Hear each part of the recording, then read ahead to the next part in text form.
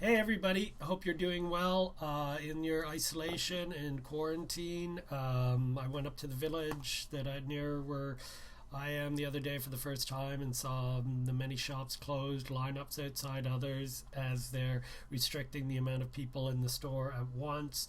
Signs up everywhere felt very apocalyptic. It was interesting. Interesting is a kind word for a little nerve wracking. Or surreal. Maybe surreal is the best word there. Um, but it's good to see people online still doing their best to kind of reach out and help. I'm very happy here in Canada. People are starting to put their differences aside and really come together as a nation. Um, which is great to see. It's also happy to see people posting the things online. I've got to see a friend that I don't think I'd heard her sing before, and she posted something, and just a beautiful voice. I have another friend who put up a very poignant picture. He's a actor and photographer, and he took a picture of his scars. He had surgery 6 weeks ago for cancer. They removed his prostate. So he's still in recovery there and nervous, understandably, about this virus and trying to get the word out how important social distancing is and how important it is that we flatten that curve or plank the curve or whatever the current thing is on curving. So anyway, doing my part, I'm going to move on to chapter 6 and 7 of Chill. Have a little coffee. In art class the next morning, Jill already had a sketch proposed. Let's try that again, shall we? In art class the next morning, Jill already had a sketch of the proposed mural to show Ms. Sadet. It had the school in the background. In the foreground were faces of people like Pierre Trudeau, Wayne Gretzky, Albert Einstein, Shania Twain, Pablo Picasso, Mike Myers, Margaret Atwood, Alanis Morissette. A mix of popular icons to inspire and encourage, as Ms. Sadet put it. I like it. And the quote, she asked, "The future is bright when you're not afraid of the light." Where's that from? Sean, Jill quickly informed her. I'd been inspired by Ms. Hollinground and her many quotes. It's excellent, Miss Sadet told me. I suppose you'll have to help with the mural now, too. She said it more telling than asking. I'll be making my decision by the end of the week, but it's safe to say you have a very good chance. There won't be any better, I told her.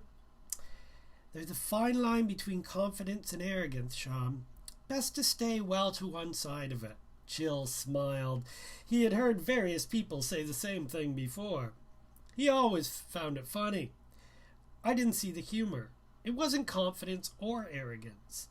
It was pride in my friend's work. Since Jill never took any pride in it, always thinking he could have done better, I felt I had to make up for it. Anyone can do it, Jill said. Most people just don't.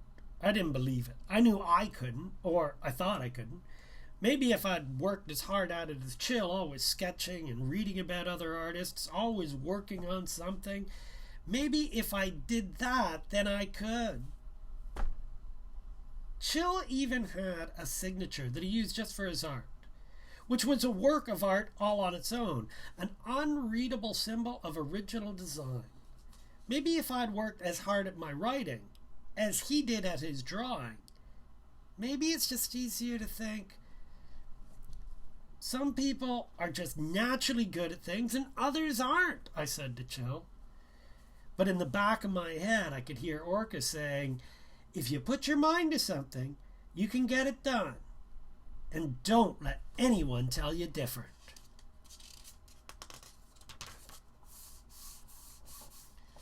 Should we do chapter 7? Okay. Mr. Svankta arrived in class as the bell rang. He dropped his books on the desk and looked around at the class. "Your essays were enlightening," he said. "Mr. Hollingrand." "Yes, sir," said Chill. "You want to be an artist, do you?" "Yes, sir." "And how do you expect to support yourself?" asked Mr. Sphincter. "With my art, sir." "You think that much of yourself, do you?" "No, sir. But if I keep working at it, once that teenage ego of yours dies away, you'll realize that drawing is a hobby, not a career. Now would be a good time for you to start thinking about that." "I'll take that under consideration, sir," Chill said while dismissing it. "Well, you can start by putting your doodling away and paying attention in class." "Yes, sir," Chill said, folding up his pad. "I'd best not see that sketch pad again," he said, staring at Chill before he continued. "And Sean Fitzsimmons." I found myself immediately crossing my legs and my arms. It felt like I was in one of those dreams where you show up at school and realize you only have on your underwear. "Yes, sir," I said, hoping someone would appear with a blanket for me to hide under. "You dream of writing?" "Yes, sir." "Well, perhaps you could spend less time dreaming and more time learning how to spell," Mr. Sphincter said.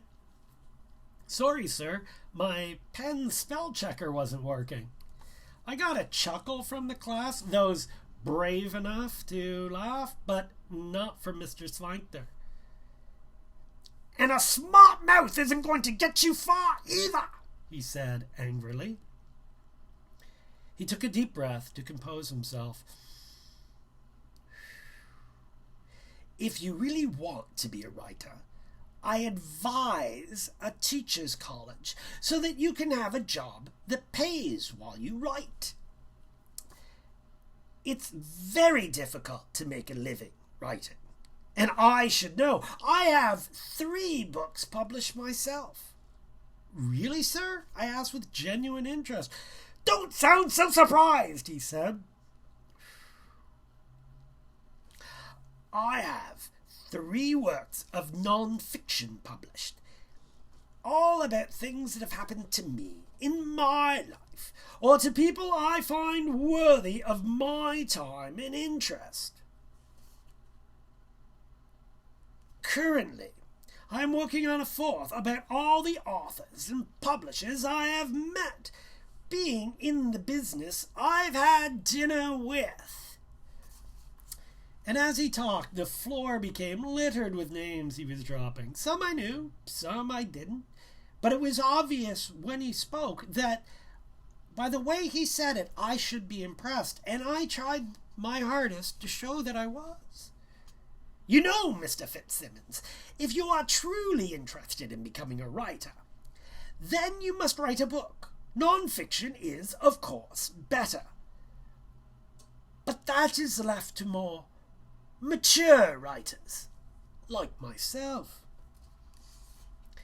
If you wish to show me that you're serious, then you must complete a work of at least 100 pages, double-spaced, 12-point font, spelling and grammar being, of course, the most important thing in those pages.